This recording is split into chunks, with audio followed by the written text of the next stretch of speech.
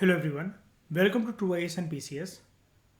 तो हम लोग इस चैप्टर को आगे कंटिन्यू करते हैं और नेक्स्ट हम लोग बात करेंगे अशोक के बारे में।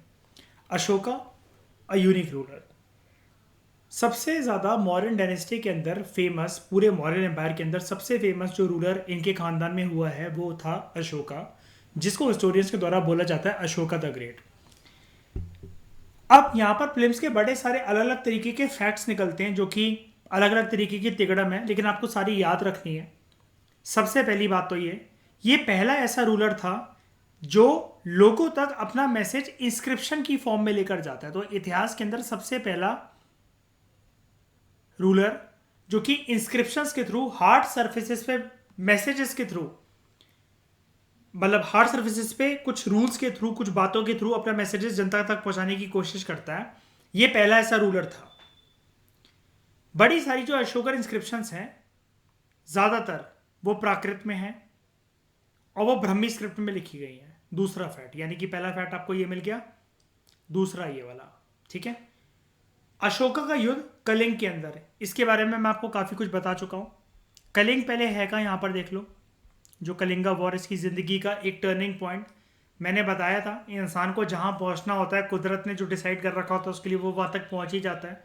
आप कुछ भी कर लो।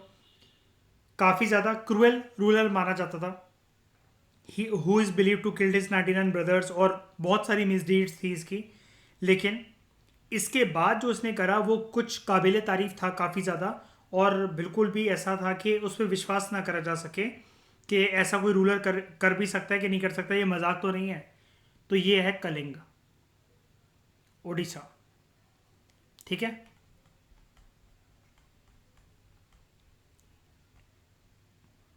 कलिंगा एक एंशंट नेम है कोस्टल ओडिशा के लिए। अशोका ने यहाँ पर वॉर लड़ा कलिंग को कॉन्कर करने के लिए, उसने कॉन्कर कर भी लिया। लेकिन जैसा कि मैंने आपको बताया था, हजारों लाखों की संख्या में विधवा औरतों और अनाथ बच्चों को देखने के बाद इसका मन पिघलता है और इसकी रूह कांप जाती है जब इसने आसपास इतने वॉयलेंस अपने देखा, इतना खून खराबा देखा, और ये डिसाइड करता है कि जिंदगी में आज के बाद कभी तलवार नहीं उठाएगा। तीसरा फैक्ट फिल्म्स का, ये अभी तक दुनिया के इतिहास में, याद रखना, दुनिया के इतिहास में जब से हिस्ट्री चल रही है पूरी दुनिया में, जो भी एम्पायर, जो भी रूलर हुआ है इसके बाद, he is the only king in the history of the world जिसने कॉन्क्वेस्ट, वॉर, लड़ाई झगड़ा सब त्याग दिया था, वॉर को जीतने के बावजूद भी। ये वाली बात हिस्ट्री में, इतिहास में इसी के नाम पे दर्ज है। अशोका का एक इंस्क्रिप्शन है जो कि कलिंग वॉर के बारे में कुछ हमें बात बताता है। In one of his inscription Ashoka ने क्या लिखा कलिंग वॉर के बारे में? 8 साल हो चुके हैं, 8 years आफ्टर बिकमिंग किंग आई कॉन्कर्ड कलिंग। मतलब जब तक मुझे 8 साल हो चुके हैं राजा बने हुए, उसके बाद मैंने कलिंग को कॉन्कर करा। और कलिंग आपसे पूछा जाए कहां पर है? ओडिशा के अंदर। लगभग 1.5 लाख लोगों को कैप्चर करा गया इस युद्ध के अंदर और 1 लाख लोग से ज्यादा मारे गए। इसने मुझे दुख से, शोक से भर दिया, मेरी रूह कांप गई। क्यों? क्योंकि इसका एक प्रकार से टाइम आ गया था कि इसका बेसिक नेचर जो था वो चेंज होना था और इसको कुछ महान काम करना था। और he followed the path of Buddhism, जो कि अलग थी, जो कि इसके दादाजी और पापा फॉलो करते थे जैनिज्म को। इसके जो दादाजी थे चंद्रगुप्त मौर्य, चंद्रगुप्त मौर्य, उनको एक साउथ इंडिया में एक मंक लेने आया था एक बारी, जिसका नाम था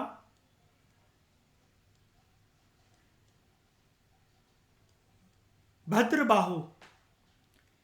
भद्रबाहु एक जैना मंक था, एक जैना मंक था। और चंद्रगुप्ता की मौत कैसे होती है? उसकी मौत मौत ना होके इच्छा मृत्यु थी। ये भद्रबाहु चंद्रगुप्त को श्रवण बेलागोला में लेकर जाता है जो कि कर्नाटका के अंदर है। और यहां पर मैंने बताया था आपको प्रीवियस लेक्चर में कि जैनिज्म और बुद्धिज्म में जैनिज्म ज्यादा पॉपुलर नहीं हो पाया क्योंकि इसकी प्रैक्टिस बहुत एक्सट्रीम थी। जैना मंक कभी कभार कुछ एक एक्सट्रीम फॉर्म की मेडिटेशन करते थे और वो मेडिटेशन तब तक चलती थी जब तक इंसान के शरीर से प्राण ना निकल जाए, मतलब वो लास्ट मेडिटेशन होती थी, इसके बाद इंसान उठेगा नहीं, जिसको बोला जाता था सल्लेखना। तो मैं जो अपने लेक्चर में बार बार बोलता रहता हूँ ना कि आपको ये वाली बात समझ में ना आए, ये ना आए, वो ना आए, मेरी बात पसंद आए तो सल्लेखना कर लो, ये यही वाली बात है। यानी कि मैं आपको मरने का आदेश भी दे रहा हूँ और एक प्यारे तरीके से, ठीक है। मेडिटेशन करके मरोगे तो एटलीस्ट अगले जन्म में थोड़ी बुद्धि खुलेगी, जो पीनल ग्लैंड बंद है एटलीस्ट वो ताला खुल जाएगा। सल्लेखना, ठीक है। सुल्लेखना भी कहते हैं कई लोग, इसे बुक्स में अलग अलग स्पेलिंग लिखी होती हैं। सुल्लेखना या इसका मतलब होता है मेडिटेटिंग अनटू डेथ। जैसे कहते हैं ना लोग फास्ट अनटू डेथ, कि तब तक करवा चौथ का व्रत रखना जब तक मृत्यु ना हो जाए, ऐसे ही यहाँ पर जब तक मेडिटेशन तब तक करनी जब तक मौत ना हो जाए। ऐसी हुई थी चंद्रगुप्त मौर्य की मौत। खैर छोड़ो, हम लोग वापस पे आते हैं। अब बात करते हैं कलिंगा वॉर की इंस्क्रिप्शन में। Whenever an independent land is conquered, जब भी कोई एक इंडिपेंडेंट लैंड कॉन्कर करा जाता है तो अशोका कहता है मैं भली बात इस चीज़ को जानता था उस टाइम पे भी, कि लाखों की संख्या में लोग मरते ही मरते हैं, बड़े सारे लोगों को बंदी बनाया जाता है। इस कॉन्क्वेस्ट में निहत्ते जिनके पास कोई हथियार नहीं है, वो ब्राह्मण और मंक्स भी बेचारे मारे जाते हैं। जो कि लोग अपने रिलेटिव से काइंड हैं, अपने फ्रेंड से काइंड हैं, अपने नौकरों के साथ कोई बदसलूकी नहीं करते, ठीक है, अपने सर्वेंट्स वगैरह को कोई घृणा की नज़रों से नहीं देखते, नीचा नहीं समझते, ऐसे लोग भी मारे जाते हैं। और अपने प्यारे लोगों को हर कोई ना कोई खो देता है ऐसे किसी युद्ध या किसी कॉन्क्वेस्ट में। इसलिए मैं दुखी हूं और मैंने ये डिसाइड करा है जिंदगी में आज के बाद सिर्फ एक ही भाषा बोलूंगा, वो है प्यार की भाषा, और सबको इस रास्ते पर लाने की कोशिश करूंगा। तो इसलिए मैं आज से अपनाता हूं पॉलिसी ऑफ धम्म। ऐसा अशोका ने बोला। अपना पूरा जो उसके अंदर मन की बात थी उसने रखी इस इंस्क्रिप्शन में एक पिलर के ऊपर, जिसने उसको इनग्रेव करवाया। मैं बताऊंगा कौन से नंबर का पिलर था, कहां पर था जिसने वाली बात लिखी, ये सारे क्वेश्चंस आ सकते हैं। और कहता है मैं दूसरों को भी सिखाऊंगा इस धम्म के बारे में। अशोका कहता है मैं ये मानता हूं कि अगर लोगों को जीत लिया जाए, उनको उनके दिलों को जीत लिया जाए थ्रू धम्म, ये एक ज्यादा बेटर तरीका है उनको फोर्स के थ्रू कॉन्कर करने का। यानी कि जबरदस्ती मैं किसी का प्यार नहीं ले सकता, मैं किसी का सुख चैन नहीं छीन सकता, लेकिन धम्म से, धम्म एक ऐसा रास्ता है कि मैं लोगों के दिलों को छू सकता हूं। और कहता है मैं ये मैसेज फ्यूचर जनरेशन के लिए इंस्क्राइब करवा रहा हूं, ताकि ना सिर्फ दूसरे लोग बल्कि मेरे बेटे, मेरे पोते, ये सारी चीजें जो हैं वो माने और वो युद्ध के बारे में कभी भी ना सोचें, बल्कि वो ये सोचें कि धम्म को कैसे स्प्रेड करना है। तो कलिंगा वॉर ने एक तरीके से अशोका के जीवन में परिवर्तन ला दिया। धम्म एक प्राकृत वर्ड है संस्कृत टर्म धर्मा के लिए, जो हम बोलते हैं ना धर्म, उसके लिए प्राकृत वर्ड है ये धम्म। हम जानेंगे इसको ये होता क्या। अभी बस नेक्स्ट टॉपिक यही है हमारा, ऊपर कुछ रह तो नहीं गया। ठीक है। What was अशोकास Dhamma.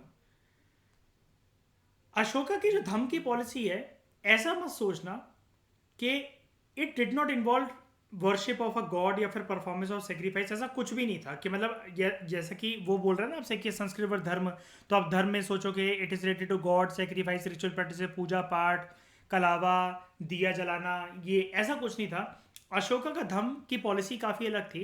It did not involve worship of a God या फिर performance of a sacrifice. God की आराधना पूजा नहीं करनी है और किसी भी प्रकार का रिचुअल सेक्रीफाइस, रिचुअल प्रैक्टिसेस नहीं करनी है, ठीक है। उसका ये मानना था जिस प्रकार से एक बाप अपने बच्चों को कोई भी चीज़ सिखाता है, तो अशोका की ड्यूटी है कि वो जनता तक इस मैसेज को पहुंचाएगा। और यहां पर गॉड की वर्शिप ना करना या फिर सेक्रीफाइस रिचुअल प्रैक्टिसेस ना करना, ये चीज धम्म का पार्ट कैसे है? क्योंकि धम्म पॉलिसी अशोका की इन्वेंट करी हुई पॉलिसी नहीं है। इसको तो काफी साल पहले बुद्धा बोल चुके थे धम्म ऑब्जर्व करने को। अशोका तो सिर्फ इस बात को प्रोपोगेट कर रहा है। और ये गॉड को वर्शिप ना करना या फिर इलेबोरेटिव रिचुअल सेक्रीफाइसेस वगैरह में ना पढ़ना, ये चीज बुद्धा का मानना था कि बुद्धा बिलीव करते थे कि इंसान को सबसे पहले सेल्फ अवेयरनेस होनी चाहिए। जिस इंसान में यही नहीं है तो इधर उधर भटकने का कोई मतलब नहीं है। अब लेकिन ये रास्ता इतना भी आसान नहीं था, बड़ी सारी चुनौतियां कठिनाइयों का सामना करना पड़ा। There were number of problems जो कि अशोका को परेशान करती थी इस रास्ते में, जब वो इस पॉलिसी को स्प्रेड करने का उसने सोचा।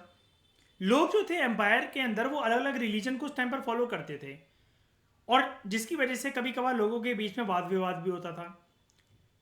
जानवर वगैरह काटे जाते थे, जो नौकर वगैरह थे उनका ट्रीटमेंट उनको मतलब मालिकों के द्वारा अच्छे से ट्रीट नहीं करा जाता था।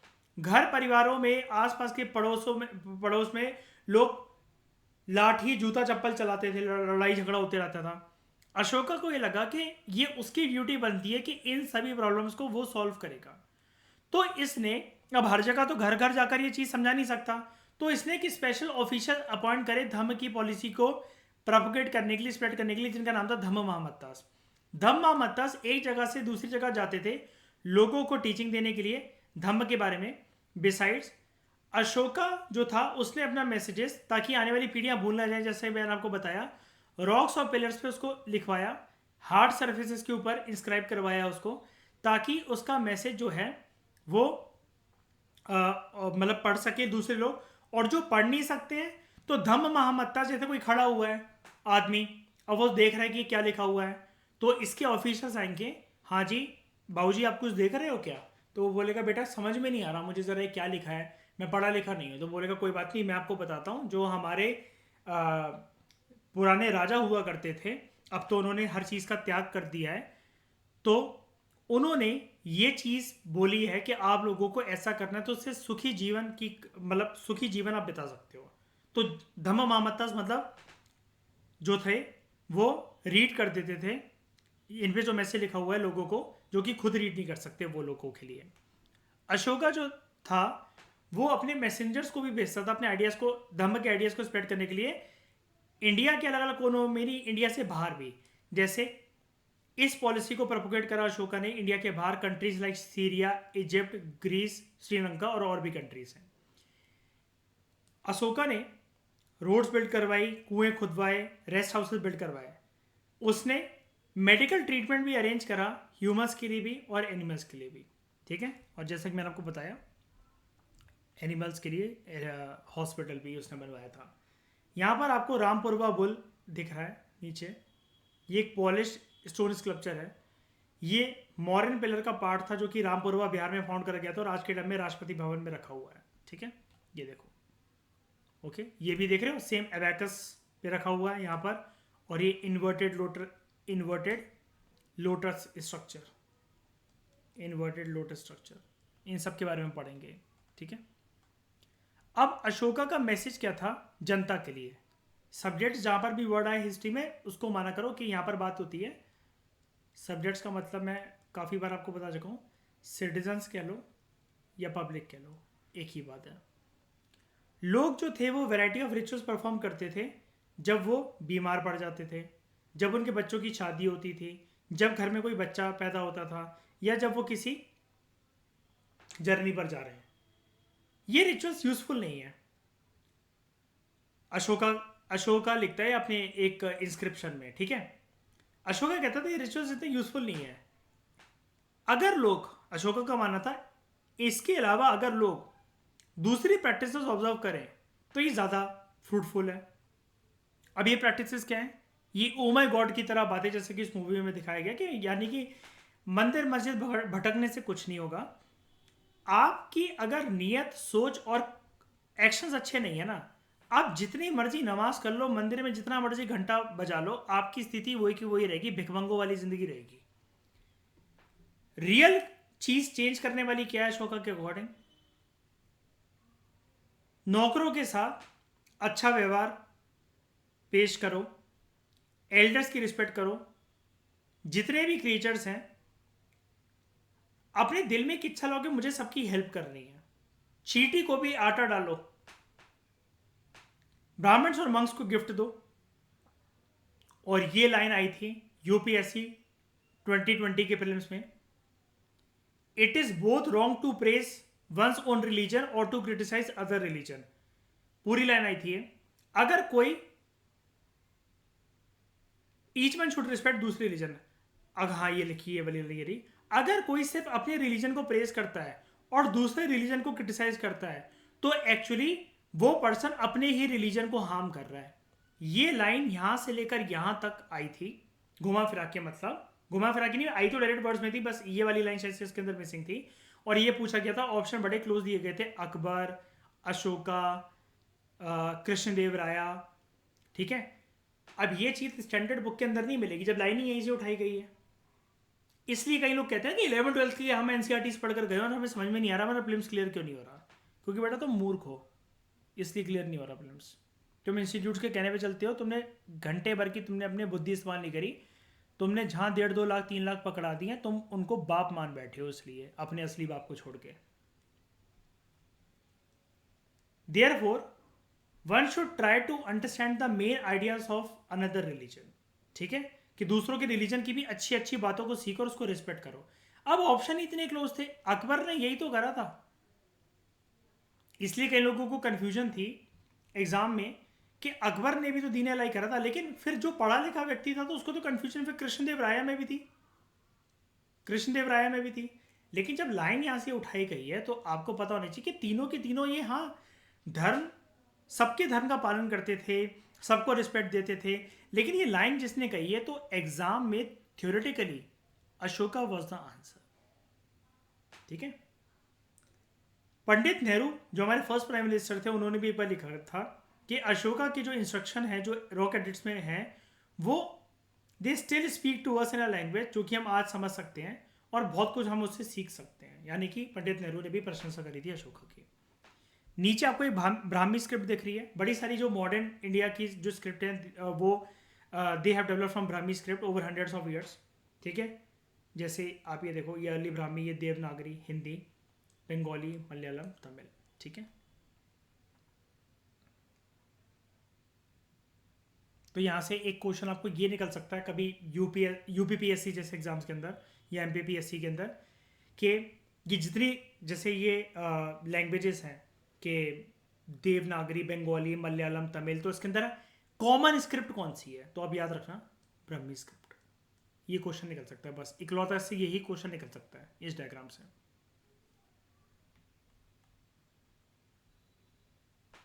जब मौर्य एम्पायर इंडिया में था तो दुनिया के अन्य कोनों में क्या चल रहा था?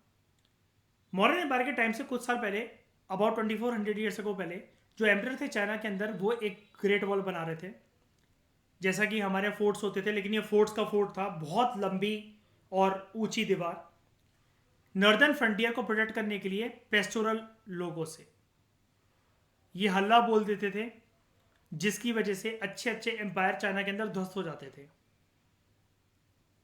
वॉल ऐसा नहीं था कि एक ही बार में बन गई, 2000 सालों तक अलग अलग जो एम्पायर्स आते रहे वो उस वॉल में एडिशन करते रहे, बिकॉज एम्पायर के जो फ्रंटियर्स थे वो शिफ्ट होते रहे।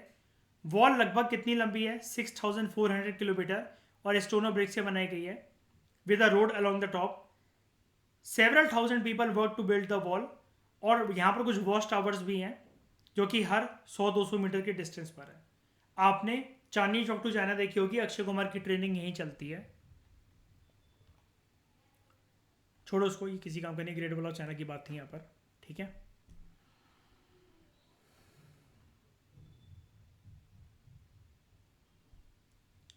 ये देखो जरा, एथिकल डायलेमा। मान लो आप कलिंग में रहते हो और कलिंग युद्ध में आपके माँ बाप ने सफ़र करा या फिर कोई माँ बाप आपने खो दिया या दोनों ही माँ बाप खो दिए। अशोका के मैसेंजर्स कुछ टाइम के बाद, कुछ महीनों या सालों के बाद आते हैं और आपको कहते हैं कि धम्म के बारे में आप प्रैक्टिस करो। अगर आपके कोई माँ बाप जिंदा हैं या दोनों ही जिंदा हैं तो उनके बीच में और धम्म महामत्तास के बीच में क्या कॉन्वर्सेशन होगी? है ना। धम मामत्ता के जूते चप्पल बजेंगे, है ना, कि हराम खोर पहले कांड करवा दिया और अब ज्ञान देने आ रहा है। तेरा हृदय परिवर्तन हो गया ना, लेकिन हमारा अब क्रूर हो गया। हम पहले अच्छे थे, अब बुरे बन गए हैं। तो इस डिस्कशन में फिलहाल इतना ही। चैप्टर हमारा पूरी तरीके से वाइंड अप हो गया। Thank you very much for discussion.